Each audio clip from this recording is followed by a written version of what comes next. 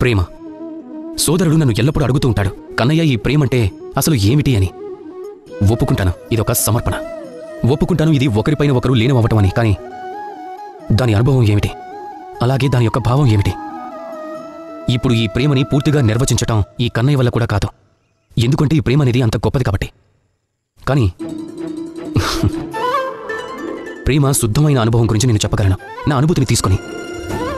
చూడండి, ఈ ప్రేమ ఏ రంగు అంటే అది జీవితంలో సంతోషాన్ని నింపుతుంది. ఈ ప్రేమ ఎలాంటి సూచన అంటే క్షణంలో మొహంపై చిరునవ్వుని తీసుకొస్తుంది. ప్రేమ అనేది ఒక పుష్పం, అది మనసులోని తోటని పుష్పించేలా చేస్తుంది.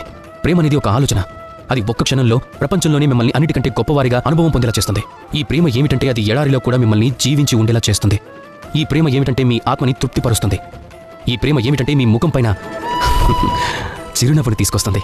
రాధ ఈ సమయంలో నా మొహంపై తీసుకొచ్చినట్టుగా. అద్భుతమైనది ఈ ప్రేమ. కనుక మీరు నాతో పాటు ప్రేమగా చెప్పండి, రాధా కృష్ణ.